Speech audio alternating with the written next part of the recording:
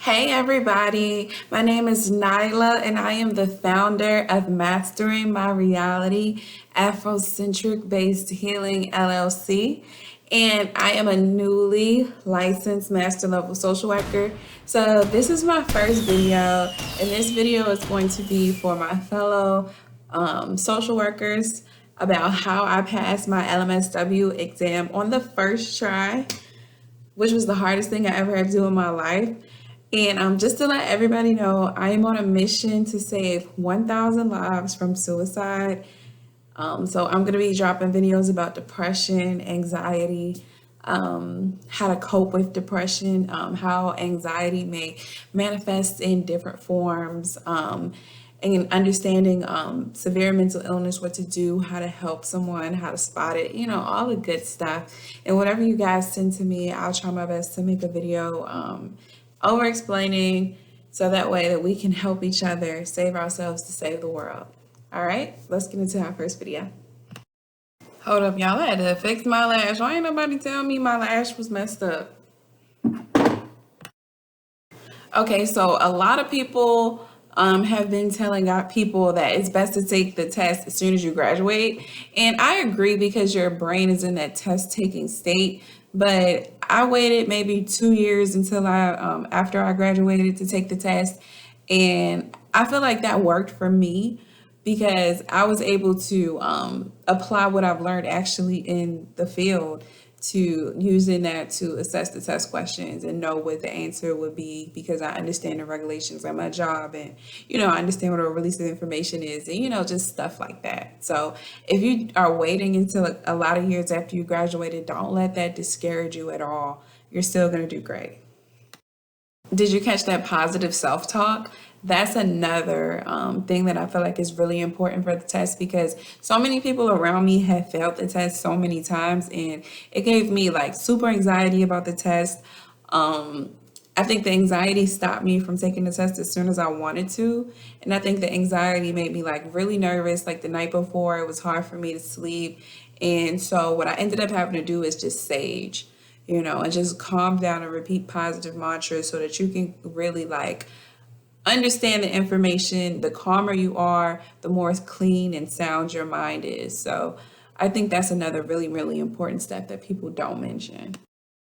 Okay, so I studied the Dawn Apgar book for 2 months, the Green book. Now, one thing I am going to say about that is I think it's more important to learn how to take the test as opposed to just continuously like studying a whole bunch of recall questions. And recall questions are questions that's like a definitive answer.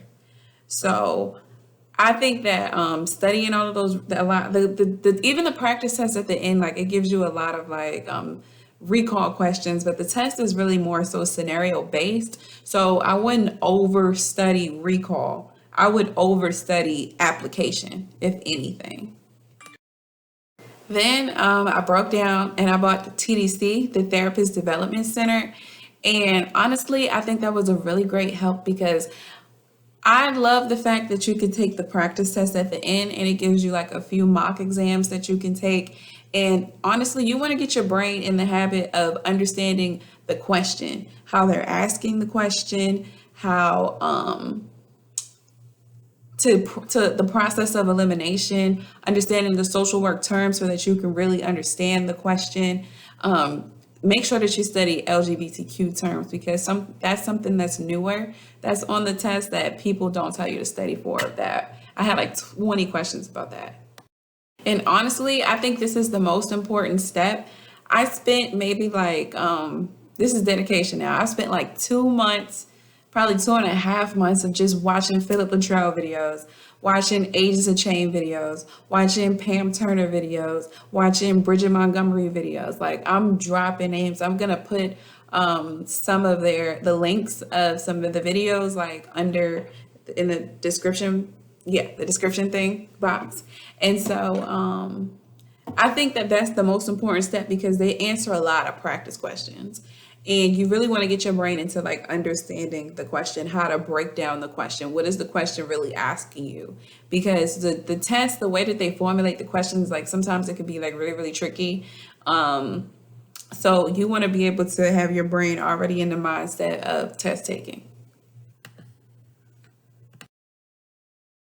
And I'm here to dispel the myth that the acronyms don't always work. I think that the people that create the test, they kind of got hip on the fact that we were using acronyms. So the acronyms don't always work. You're gonna have to be able to like really comprehend the question and be able to do the process of elimination. Like, yes, safety does like always come first, but would it come first if this happens? You know, like just be able to know stuff like that. That's why I say just going through videos, because in videos they teach you that process of elimination, you know, and they tell you like just don't overstudy certain things. Like don't overstudy a whole bunch of recall. If you overstudy anything, I would say application, because the test is all scenario based, all scenario based. Like it's probably, I don't know. I ain't gonna give you that because I don't know if they can see me, y'all. But yeah, so I gave you all of that in less than 10 minutes. So just let me know if you guys have any like specific questions for me about the test. I am in the process right now of accumulating my direct supervision hours so that I can sit for the LCSW. So I'm gonna drop some videos about that. I'm gonna drop some more test videos, but just let me know like if you guys have a certain question, because I'll do my best to answer it.